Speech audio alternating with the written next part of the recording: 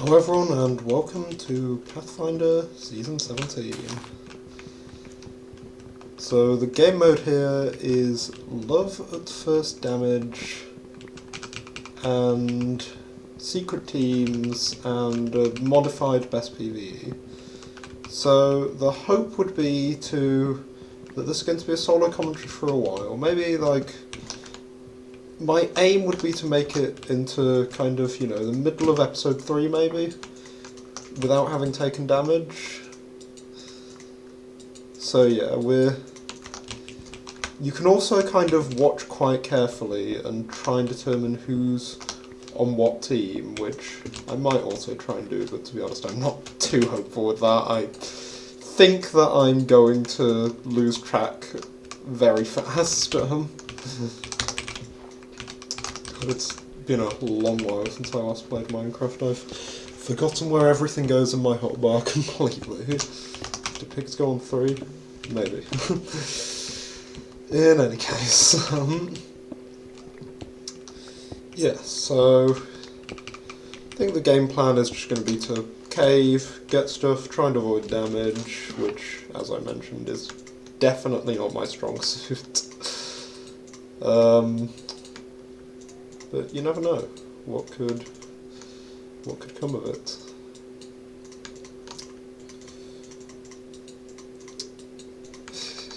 Yeah, you're gonna have to deal with a bit of rust. I've not played UHC in quite a long time. Probably since the last recorded round I played, in fact. I think the last time I properly sat down and played a UHC was probably whichever of the last Pathfinder, Gateway, and now 20 seasons were recorded last. So, yeah.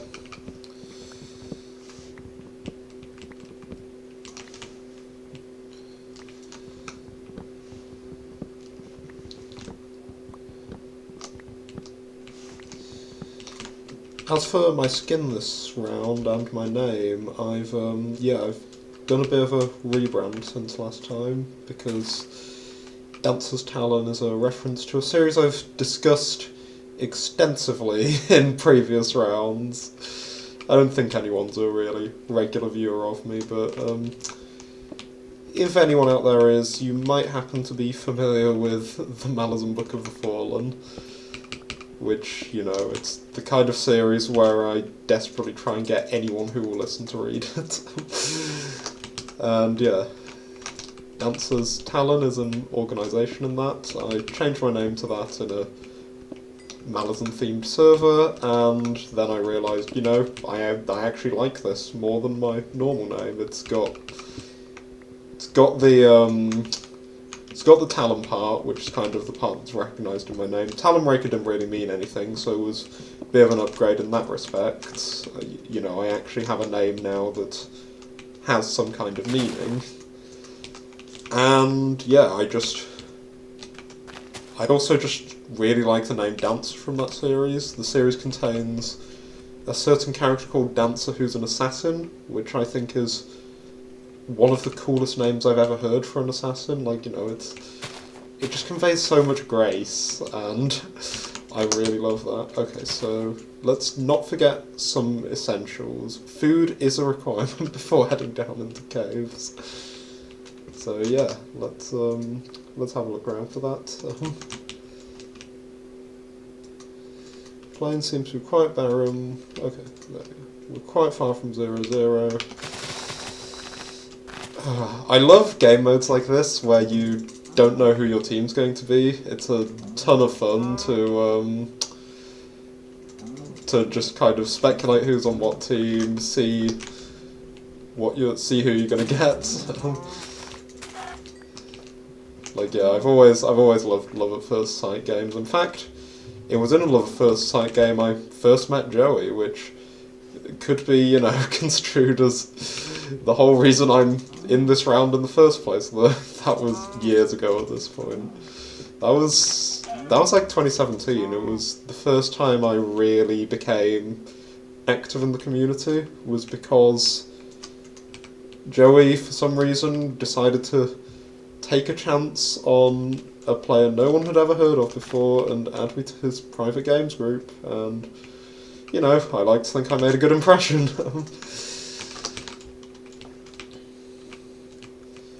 And thus we began the tale of my journey in the UHC community.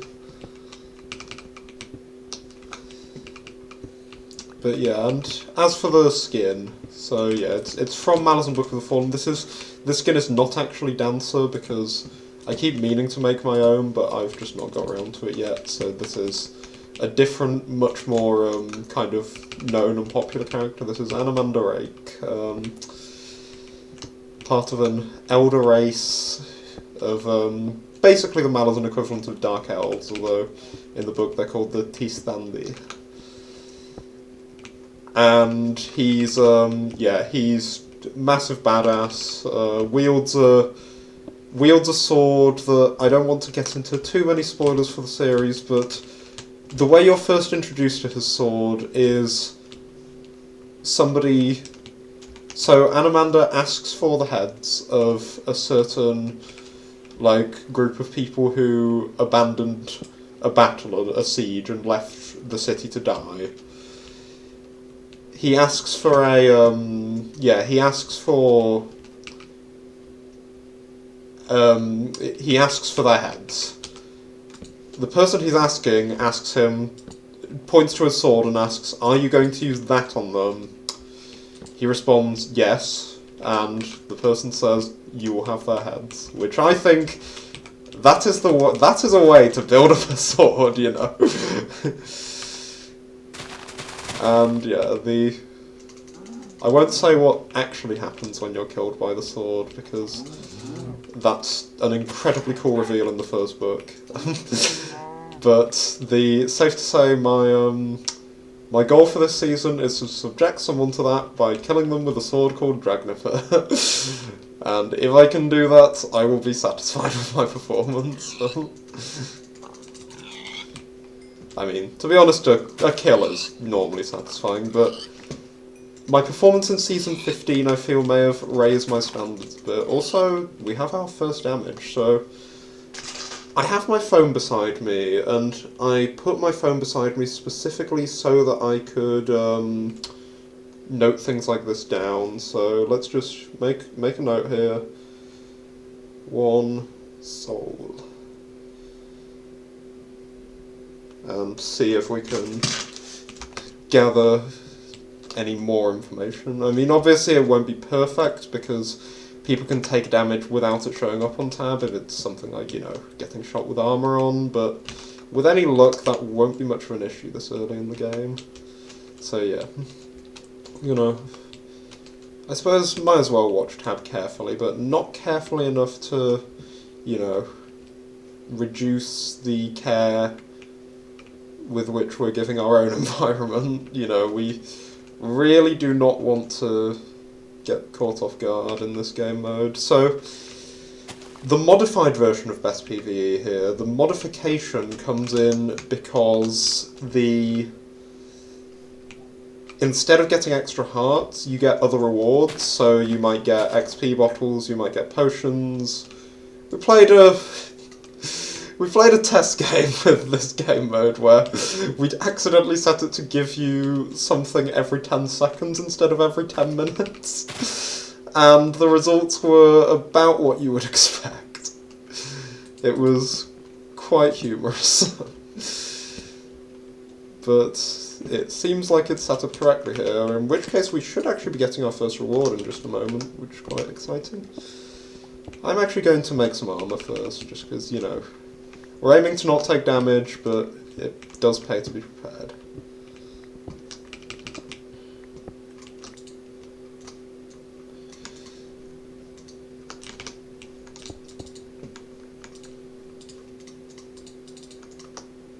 Oh, actually, iron in one furnace, food in the other.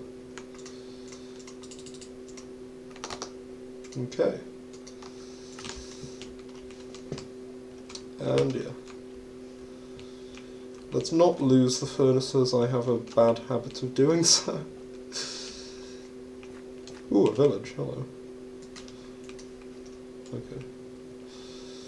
So, 180.90.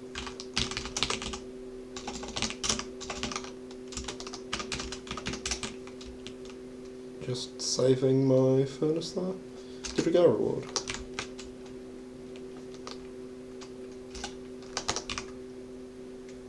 Doesn't seem like we did.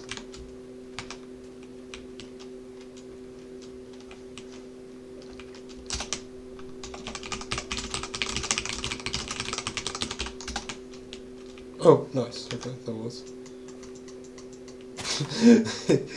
Yep, great timing there. Okay, so this is the library, so let's check if the books... Yeah, someone's been here, I think. Yep. Books all taken from both libraries. Yep, okay. That could be fun. But I don't think I am not my team in season 15. I do not believe that I'm going to be... yeah, I do not believe I'm going to be, you know, not blast fighter, sorry. I do not believe I'm going to be farming enough emeralds to use.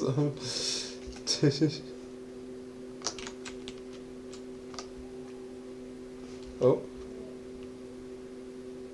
Hey! Oh, I guess we found out who it was. Hello.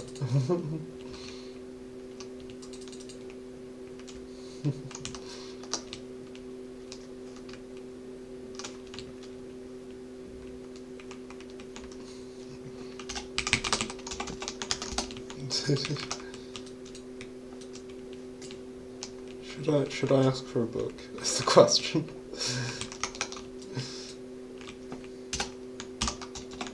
Okay, no, we're not getting any books. Ooh. And there's no cane around either, which is kind of the one starting piece of gear we're missing.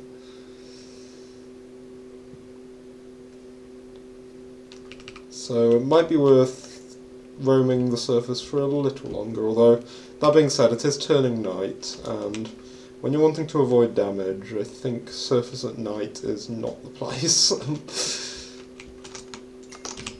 You know, I'm not that good at Minecraft in the first place, so I think putting myself into, you know, dangerous situations for no reason probably isn't the right call here.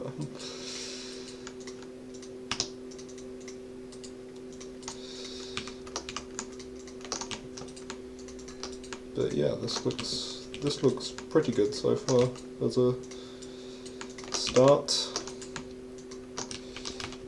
If I can grab that aforementioned sugarcane, it'll turn to a perfect start. But yeah, let's roam around, look for sugarcane. Oh no, the flame village. Yeah, let's have a gander around, see if we can find some sugarcane, although this cave actually looks excellent.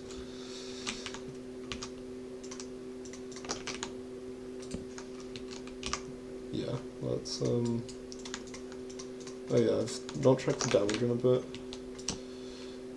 Okay, Joey is the second person to have taken damage, so Team 2, Joey.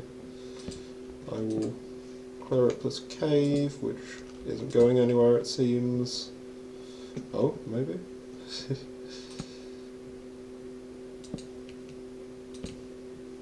Maybe? No. That was the biggest roller coaster to absolutely nothing I've ever been on. Okay, so anyway. Joey is Team 2. Oh, wait, did Ripper just take damage? I'm going to assume he did. We're going to say Ripper's Team 3. Because I think I would have noticed that if it was there previously.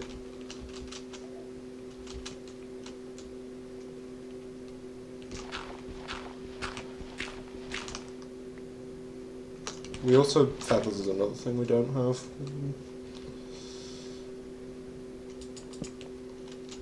So yeah, we also... finding a way to use this TNT is going to be interesting. I think in the test game I blew a couple of people up with it, which was fun. Yeah, no cane whatsoever, which is a bit worrying. That's pretty much the only viable source of books, unless we find an unlooted village or like a stronghold or something. My commentary's all... Oh, there we go. Okay, I had to grab that without even thinking. What's that? There we go. Okay, we can make a book. We're fine. But yeah, my commentary might also be a bit rusty. I mean, it's not that it's ever been the best, you know? It's never been flawless, like, top-tier commentary, but it's just... I just try and, like, you know, relax and enjoy myself. But yeah, it's been a long time since I last commentated a free-for-all. I don't play many free-for-all rounds, and the most experience I get with it is kind of when a teammate dies, like in, I think it happened a couple of Gateway seasons ago. Ultimate Zero died and eventually left, and I had to commentate the rest of the game by myself.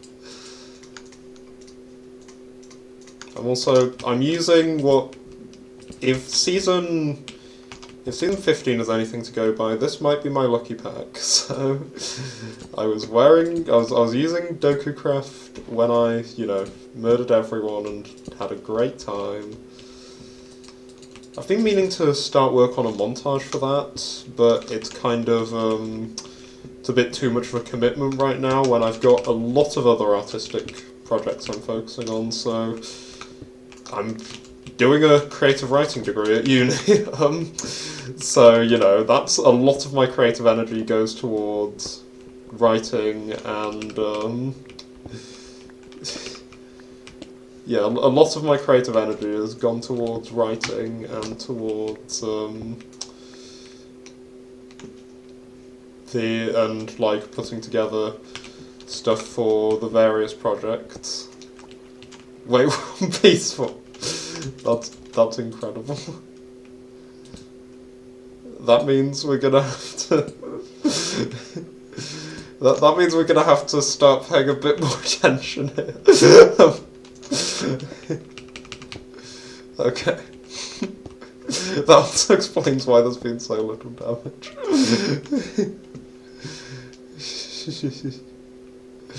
Okay, well... I'm assuming that's going to be fixed. But yeah, okay, that kind of lost me my train of thought. Yeah, so I was talking about how I need to be, like, you know, using my creative energy to put together various projects for the creative writing degree, there's been a couple of kind of portfolios of stories or individual stories we've had to write so far, and being me, all of them were high fantasy. Oh, ooh, Fang just took damage, okay. Thank you for pointing that out, Ben. Appreciate it. Let's add that to the notes. Team 4, Fang. I might be a bit wrong on some of these, but, you know, I'm prepared to accept that. I'm not exactly going for, you know, a perfect read here. And yeah, and then between that, I've also met another guy who's into very similar music to me, and we started a band together. Well, two bands more accurately. We started a band called House of Chains, which was meant to be some kind of epic doom metal, so Candlemass style stuff. And then we actually sat down to write, and we realised that what we ended up writing could not in any way be described as epic doom metal, so all of the riffs and ideas I had for that project have been put on the back burner, and instead we're making... I mean, I'm assuming most people watching are metal fans, so this probably is going to mean absolutely nothing to you. But we're making atmospheric black metal instead, kind of very folky, very relaxed. We actually wrote a folk interlude the other day, And that's the end of the first episode. I will see you all next time.